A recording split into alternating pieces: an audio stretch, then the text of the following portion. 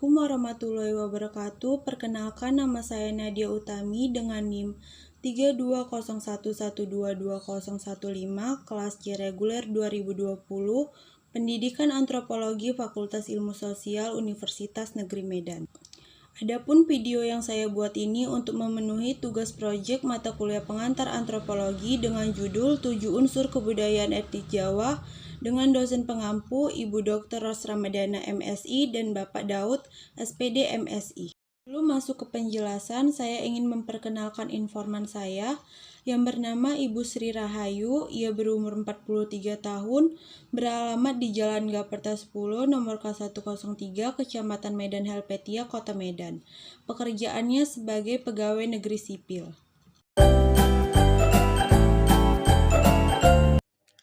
Pada kesempatan kali ini saya akan menjelaskan satu persatu 7 unsur kebudayaan etnis Jawa yang ada di tempat tinggal saya, yaitu di Jalan Gaperta 10, Kecamatan Medan Helvetia, Kota Medan. Yang pertama ada bahasa. Bahasa Jawa yang ada di lingkungan tempat tinggal saya tidak begitu sering digunakan, karena mayoritas di sini bukan beretnis Jawa. Jadi komunikasi menggunakan bahasa Jawa sendiri sudah jarang, karena kebanyakan menggunakan bahasa Indonesia.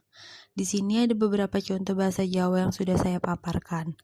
Yang pertama yaitu kulo yang berarti saya, koe yang berarti kamu, iki yang berarti ini, kui yang berarti itu, opo yang berarti apa, ngendi yang berarti di mana, dan sing endi yang berarti yang mana. Yang kedua yaitu sistem pengetahuan. Jadi di sini sistem pengetahuan yang masih berkembang dan masih sering dilakukan yaitu sistem penanggalan atau disebut sistem kalender. Sistem penanggalan sendiri di sini biasanya dipakai untuk bercocok tanam padi. Jadi ini lebih sering digunakan oleh petani. Yang ketiga ada organisasi sosial. Di sini ada organisasi yang disebut dengan Paguyuban Warga Jawa atau sering disebut PWJ. PWJ ini dibentuk pada Januari 2011. Anggotanya merupakan orang-orang yang beretnis Jawa. Dari info yang saya dapat, organisasi ini dibentuk untuk mempererat tali silaturahmi sesama etnis Jawa yang berasal dari berbagai daerah.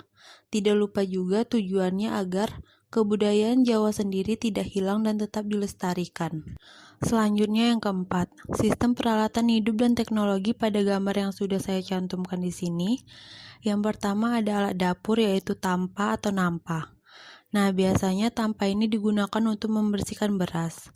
Tampa juga biasanya digunakan untuk menjemur keripik. Yang kedua yaitu gambar andong. Andong merupakan alat transportasi yang dulu banyak digunakan sebagai transportasi tradisional. Seiring zaman yang sudah modern, di sini sudah tidak terlihat lagi andong. Sudah banyak transportasi modern seperti mobil dan sepeda motor. Tetapi di Pulau Jawa andong masih banyak digunakan. Pada gambar ketiga yaitu traktor, merupakan alat sawah. Traktor ini adalah alat modern untuk membajak sawah. Sebelum adanya traktor, orang-orang pada zaman dahulu masih menggunakan kerbau. Tetapi pada saat ini masih ada juga beberapa orang di berbagai daerah yang membajak sawah dengan menggunakan kerbau. Yang kelima, sistem mata pencarian. Kalau di daerah tempat tinggal saya, kebanyakan bermata pencarian sebagai PNS, TNI, dan masih ada petani juga, karena di daerah saya masih tersedia lahan persawahan. Yang keenam yaitu sistem religi. Di sini, etnis Jawa mayoritas beragama Islam. Adanya kegiatan yang sering dilakukan, salah satunya yaitu kenduri. Kenduri ini dilakukan untuk mendoakan orang yang sudah meninggal, keluarga, acara seperti menjelang pernikahan, dan sebagainya. Yang datang dalam acara kenduri ini bukan hanya orang yang beretnis Jawa saja, tetapi juga etnis-etnis lainnya ikut menghadiri kenduri tersebut.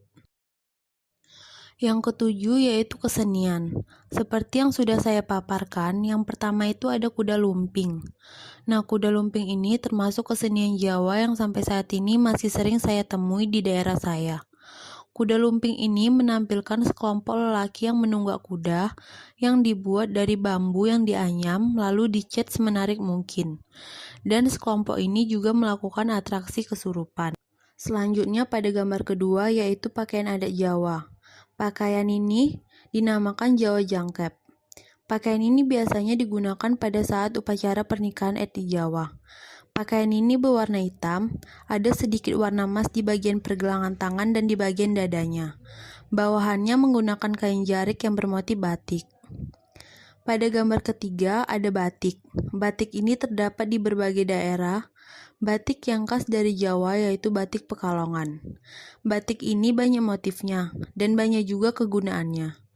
Ada yang bisa dijadikan baju, ada juga dijadikan kain gendong seperti kain jarik yang ada pada gambar pakaian adat tersebut. Itu saja yang dapat saya jelaskan, lebih kurangnya saya mohon maaf. Wabillahi taufiq walhidayah. Wassalamualaikum warahmatullahi wabarakatuh. Terima kasih.